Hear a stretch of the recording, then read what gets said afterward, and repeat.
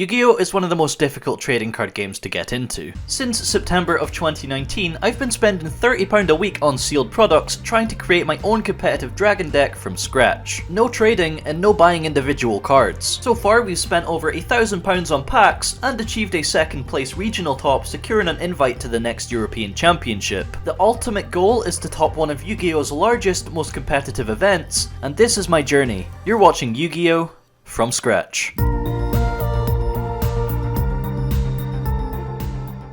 Yo, what's up? How's it going? Welcome back to episode 37 of Yu-Gi-Oh! From scratch. We have so much stuff to talk about in this one. 4 Dragon Link decks in the top 16 of the most recent LCS, 2 of which were an FDK, the other 2 being actual Dragon Link 60 card pile variants, piloted by Xiangping Su and one of his friends, I believe. We're back in the meta, boys, and the Red MD errata did absolutely nothing. Now, before this LCS, I actually competed in a 200 plus man tournament using the current build we're working towards in the From Scratch series. The goal was to find out how our deck would stand up against the current meta, and we did achieve top 32. I'm not going to go into too much detail here because I'll probably upload a video on that on Sunday, but our experience with the deck in a competitive format blended perfectly with Xiangping Su's design philosophy on his 60 card build. The main point being that playing a combo deck with no hand traps, game 1 relies heavily on the rock paper scissors against other combo decks. Granted, with a good hand you can play through multiple interruptions, but that's not always reliable, especially in a format where every deck is a combo deck thanks to Jet Synchron and Hulky Firebrax and Linkross and Auroradon and Olion and Despot 001, and god I hate this combo so much. Basically in this format you have to run hand traps and any combo deck in order to fit these in and maintain consistency. Your main deck's going to be chonky. So that is something we're going to need to be considering going forward. Unfortunately, I don't think we have enough starters and or extenders at the moment to make that jump, so it's more of a future thing. As for the FTK, yeah, that's just not something I really want to promote in this series because I hate FTKs. I wouldn't consider winning purely because a series of cards exists in the game to be gameplay. Anyway, we have a couple of peeps here that we need to thank for tossing a coin my way, and that is Dirty Goblin, Kaiser, Raging Shadows, Time Thief 101, Jeffrey Englehart, Jamie Gordon, and Paiho Joestar. They've all made a contribution through either Patreon or YouTube channel memberships, and I appreciate it very much. Thank you. Dinner sorted for another week. Now, unsurprisingly, we are still looking for that hole, so grab your shovels, hit the like button, and let's get it. Hello, and welcome to my TED Talk on why you should buy singles. Eternity Code Edition. Week number 74 or something now of trying to pull Gravedigger's Trap Hole. We just can't get what we want, can we? This is just like torture at this point. Right, so is today going to be the day? Find out in the next 5 minutes as we crack through these children's packs of depression. So, Fiery Zebra in pack number 1 here, Resonator Command, Noctovision Dragon, number like 738. Proxy F Magician, Shenron, Goldilocks, the Flying Castle, Basila Lima, Peas and Mushrooms, and Marincess Great Bubble Reef to get things started here. It is a little bit later in the evening than when I would usually record, so I'm forced to use the flashlight today. I do apologize if the big shiny white light ruins your viewing pleasure, but to be quite frank, I don't care. No, don't care. Right, we got Turnip Bulb, Lantern Shark, Raindrops, Resonator Command, Virus Swordsman, Peas and Mushrooms, Flying Castle, Revive Splash, and Rose Girl. Super rare. 2 for 2 on the supers. We should, of course, be due 2 Ultras and 1 Secret out of 12 packs. So let's see how that goes, huh? Let's see how that goes. Right, we have Sarama, Bluebeard, Splash Mage, Magical Hound, Artisan, Wagon Wheel, Virus Berserker, Link Burst, and Emblem of the Plunder Patrol. Ultra rare. I will take that. That's our second one, I think. Maybe 3. Pretty sure it's 2. Yeah, just a nice Plunder Patrol card, I guess. Moving on, we have Deceptive Jiawen, of course, doing his weekly shop. Got to provide for them 9 kids and 2 wives of his. Rainbowzu, Turn Trooper, Fiery Zebra, Crimson Resonator, Wagon Wheel, Revive Splash, it's a trap. Virus Berserker. Oh! Oh, dude. So normally you see like foil bleed, and I didn't see any of it. I can't speak. Normally you see foil bleed, and I didn't see any here, so I just thought it was a super, but no, we finally got it. We finally freaking got it. Gravedigger's Trap Hole. We're one step closer to being meta, boys. Wait. Alright, so God, I guess we just continue with these and see what we have. Oh, thank God. Right, so Pinpoint Dash, Noctovision Dragon, number like 821, Proxy F Magician, Megalith Uniformed, Nemesis Adistray, Deep Sea Artisan, Golden Hair, Buzzsaw Shark, and Witchcrafter Patronum! I was starting to think we were pulling every single secret except Gravedigger's Trap Hole. Right, so Lantern Shark, Pride of the Plunder Patrol, Jiawen, Magical Hound, Torpedo Takedown, Virus Swordsman, Zero Day, IQ Big Brain, and Heavy Forward, ultra rare, the Infinitrack Searcher. Very cool. Yeah, that's just halfway done. So pack number 7, I guess. Move this down here. Alright, so Goki Guts, Pyraith the Ghost Pirate, Wagon Wheel, Torpedo Takedown, and Plunder Patrol Party. Pinpoint Dash, Trias Hierarchia, Barbaros, and a boat. Right, so I guess we should be due one more Ultra. I mean, it doesn't really matter what one it is. I guess Lincross would be really nice. Oh wait, no, we got Emblem, did we not? Somewhere, right? Yeah. Okay, so technically we should have everything by now, so this should all just be junk, I guess. Right, Pride of the Plunder Patrol, Noctovision Dragon, Red Familiar, Lantern Shark, Necroquip, Crimson Resonator, Zero Day, Parallel Exceed, and Witchcrafter Unveiling, with Miss Smug leading the crew there. You know what? I guess we could pull a Starlight. Imagine we pulled a Starlight in the same episode as the Trap Hole. That would be mad. Right, so Bluebeard, Potato, Turn Trooper, Lantern Shark, Nemesis Adistray. We have a Staircase, Bowling Ball Fist. That would kind of hurt to get punched by. Virus Swordsman, and another Ultra. Wow. Machina Metal Cruncher. Is that our 3rd one? Our 4th one? God, I don't know. We have a bunch of those. So, okay, 3 Ultras. Man, I'll take that. Got a spicing up our binder, I suppose. Turn Trooper, Polar Bear, Chilblania, Red Familiar, another Boat, Virus Berserker, Goki Guts, Goldilocks, the Flying Castle, Necroquip, Mirror Mirror on the Wall, Ghosty. Yeah, I got nothing. Armored Bitron. Very, very cool. 2 packs left. You know, it's quite refreshing having it not come down to the wire. Although it kind of does ruin the rest of the opening, because it's like, yeah, we don't really need anything else. Okay, so Goki Ironclaw, Resonator Command, Ape Escape, Pride of the Plunder Patrol, Link Burst, Davy Jones, Torpedo Takedown, Golden Hair, and Burning Draw, with a slightly miscut border there, to go with our Salomon Great Stuff. Which brings us to the final pack, which I don't even need good luck on, so we're just going to do 1, 2, 3, 4. Wait! There we go. Yeah, bunch of commons there, and Gusari at Ignister with that big sword that he really shouldn't be able to lift. Apparently gravity doesn't work in Cyberse land. But finally, guys! Oh my god, we got Gravedigger's Trap Hole. About time. Okay, so let's move on to the good stuff. The end of another successful hunt. We've spent over a month and £150 trying to get these 2 cards. 2 cards that you could get from the click of a button on eBay for £20 in total. The grind was real and it's finally paid off. We're swapping these 2 cards out for Red MD and Abyss Dweller, but I don't think this is the last time we're going to see Red MD. It still has a role to play in our Dragon story in the future, but for now we're going to sleeve these bad boys up.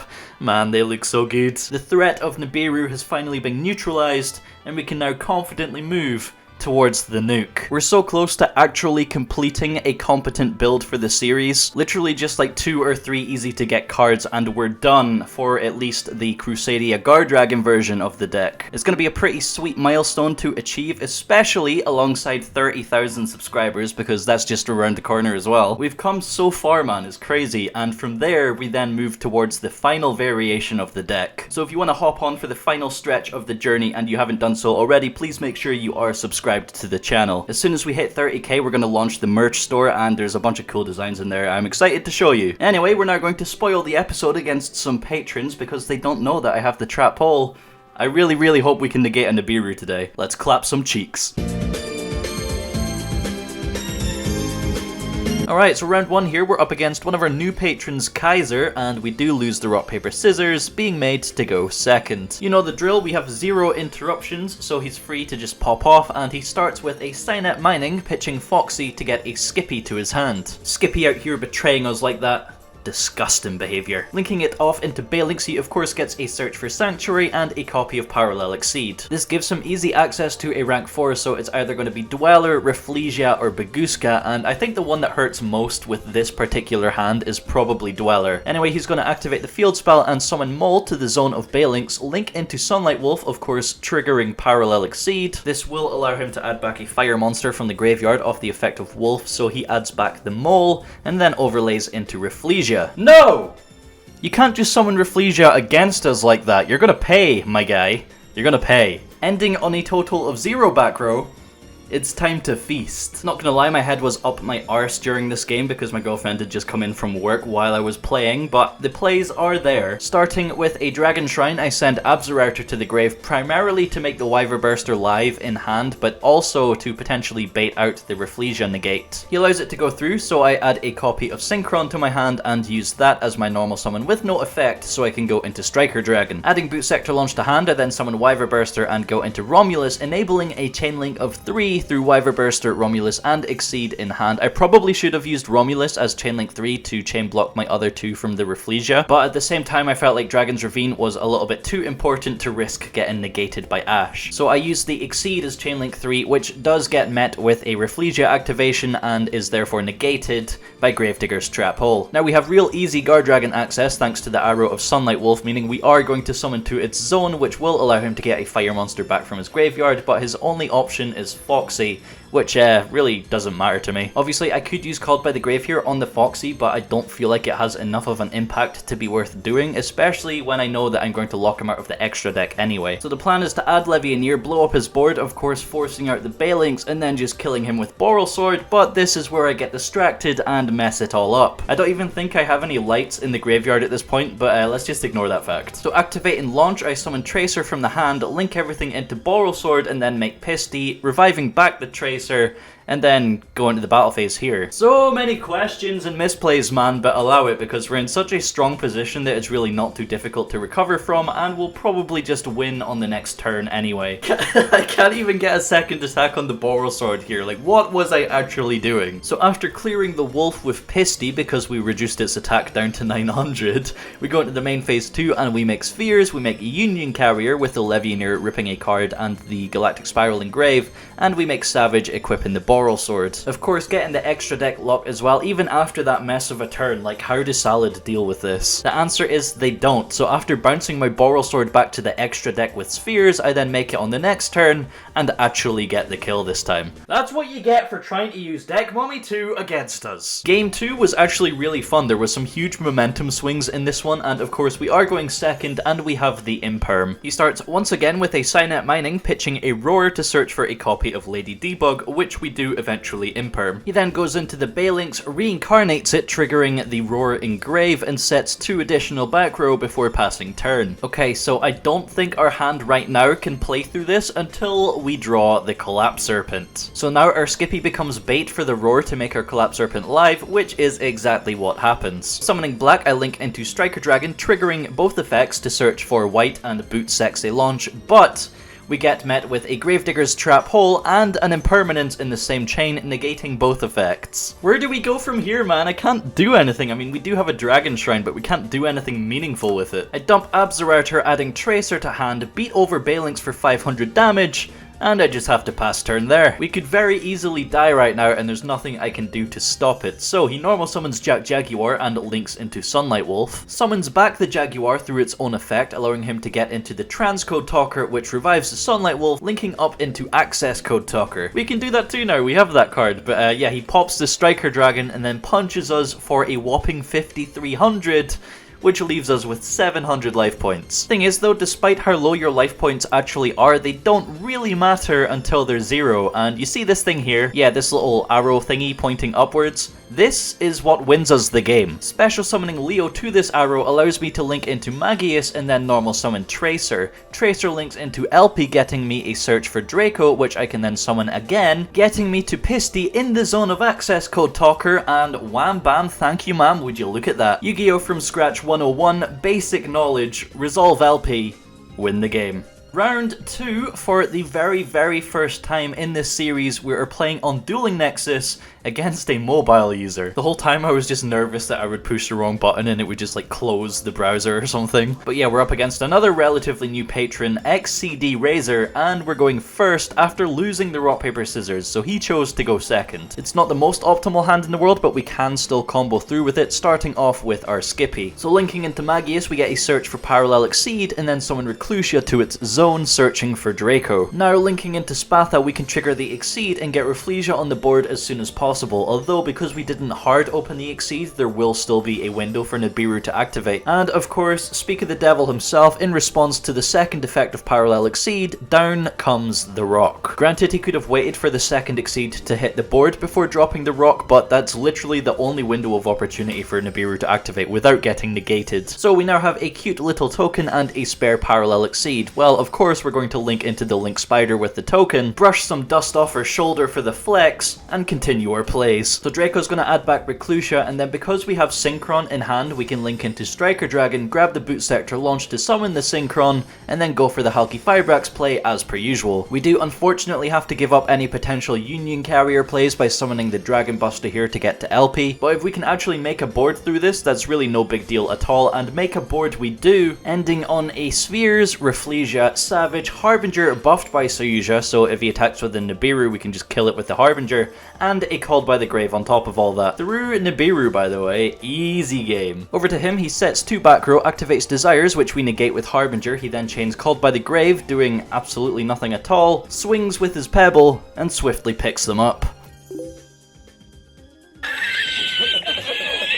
I put the entire kill streak on the line by agreeing to this, by the way. No side decking allowed, gentleman's agreement, and he's playing Salads. Of course, because we didn't do any siding, I don't have any interruptions, and he starts with the debug, searching for Spinny. Now linking into Balinx, he gets Spinny on the field through its effects, and goes into Splash Mage. Splash Mage revives the debug, then linking into Transcode Talker, which revives the Splash Mage, then linking into Access Code Talker, pass. Don't be too harsh on the comments, boys, okay? He also ends on a back row, so the first thing I do on my turn is get rid of that using Reclusia and Access Code Talker's Arrow. It was a Book of Moon, man. I've not seen this card in a while, and unironically, against pure Crusadia, if you flip their normal summon, then there's not really much else they can do. However, this isn't pure Crusadia, and we have Exceed in hand, so we can get Rafflesia on the board relatively early, successfully fulfilling her purpose, and allowing us to kill. Round 3, we have Sugar Daddy Andrew on the line, playing one of my most hated decks in the game,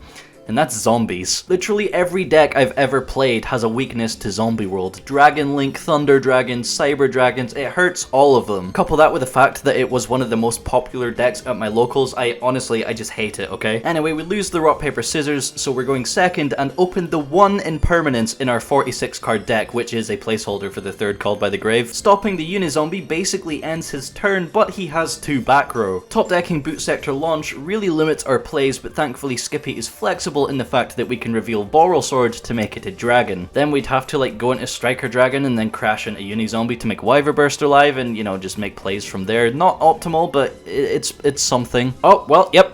Delete yourself.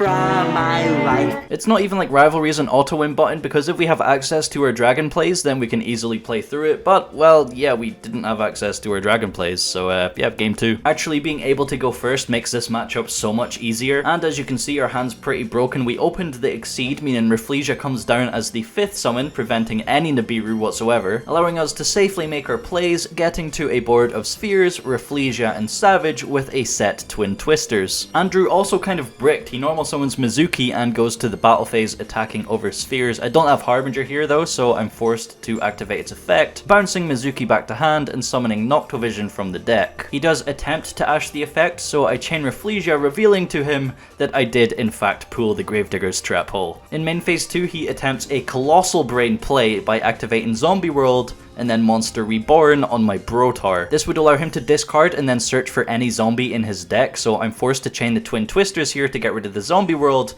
keeping it as a dragon. Thankfully, that's all he can do, so passing it back over to us, we go straight for the Boral Sword, switch Reclusia to attack so Deck Mommy gets some blood, and kill him for a game 3. Look at this, I side in literally fucking everything. Double Twin Twisters, double Cosmic Cyclone, Pancratops, Ash, all my imperms. Haha, yeah dude, this game hates me so much. It's already looking pretty grim because Zombie World makes World Legacy Guardragon useless, but it's still possible that we can take this. In his standby, I chain Called By to the Baldarok, but of course he has a Vampire Domination to just negate that and get the Baldarok anyway. Now he gets a draw off the Vampire Sucker, and I'm just gonna tell you, he drew Fraulein. Of course he drew Fraulein, or something that could help stop me. I'm a little bit salty, yes, I apologize. So from here, I normal summon Draco and link into Magius, triggering the Exceed. Now with Magius as Chainlink 1 and Exceed as Chainlink 2, he chains the Baldarok, banishing my Parallel Exceed. So he still has the negate, and realistically my only options are Arboria to make a Halki Vibrax play, which will just get negated, or Reclusia and attempt to pop Zombie World, which will just get negated. From there my win condition then becomes Levianeer, but I can't get the materials in the graveyard to pop his board this turn, and if it's another turn he'll just negate it with Baldarok. Basically there's nothing I could have done differently to actually win this game. We lose, and he of course flips the rivalry for Salt in the Wound. For the 4th and final round today, we're up against Mikoto, and we win the rock paper scissors going first, but our hand is garbage, man. Absolute garbage. I start with the Dragon Shrine for Absorouter, getting Tracer to hand, then normal summon the Ranryu, linking into Striker Dragon for the Boot Sector launch. Wait, hold up. Did our Striker Dragon just get hit by a, Yep, okay, main deck to no material. Sure, why not? I don't think we were going to be making any good plays anyway, so I go for launch and Tracer, and then pop Striker Dragon for Silverrokket, ending on a Savage with 1 counter. I mean, obviously it's not great, but it's better than a set pass, I guess. So this is where things get interesting. So Mikoto starts with a Necroz Cycle. I allow it to go through because if he summons something like Trish, I can just negate that on summon effect with Savage, and he summons a Unicorn, but he was expecting me to negate it. Because I didn't negate it, he now no longer has a ritual monster in hand for his incantations, and is forced to pass turn.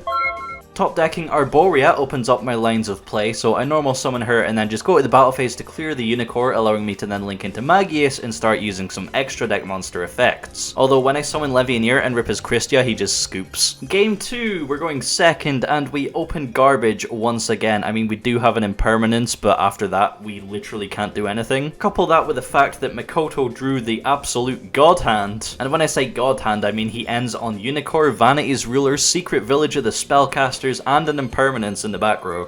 Nice. Game 3, we're going first, and we're met with no interruptions, and I actually won the game mid-combo on my turn. Sick new FTK, by the way, just draw into Imperial Order against a Ritual deck. Easy clap. Oh yeah, he was also playing a Ritual card I've never seen before. Odd Eye's Gravity Dragon is basically like a Red Eye's Flare Metal and a Giant Trunade all in one. Pretty cool, man, pretty cool. So we got up to a 8 kill streak and then unfortunately lost it to the zombies match. There's not actually anything I could have done in that match to change the result. That's just Yu-Gi-Oh though. Sometimes you get that match where you literally just can't do anything about it. So we've been set back down to a 1 kill streak, but I think going forward it will be much easier to rack it up thanks to the threat of Nibiru no longer being a thing. Right, so looking on the bright side of things, since our kill streak was ended at 8, we can redeem the 5 kill streak reward and add £5 to next week's budget. Like I said, it's just a couple of easy to get cards we need now to complete the current version of the deck. Then from there we can start hunting the Chaos space, which actually shouldn't take too long to get either because it's just a super rare Entomb Chaos. And then I think we might start looking into legendary decks too, because we need Unexpected Die, we need Black Metal Dragon, we also need the Red Eyes and Dark Magician for Dragoon coming out in the Megatins. So at least for the next few episodes, I think it's definitely going to be smooth sailing, which is a nice change from the huge month-long hunts. I am interested to hear from you on whether you'd prefer to watch a 60 card build or a 40 card build, because we could go either way here. Let me know in the comments down below, and if you have made it this far, thank you so much for watching. I really do appreciate all the support you've been showing the channel on and off of YouTube recently. It's pretty insane. Remember, the merch store is around the corner at 30k subscribers, so I make sure you are subscribed to the channel and maybe get your cat to subscribe as well. Leave a like on your way out, and I will see you in the next one. See ya.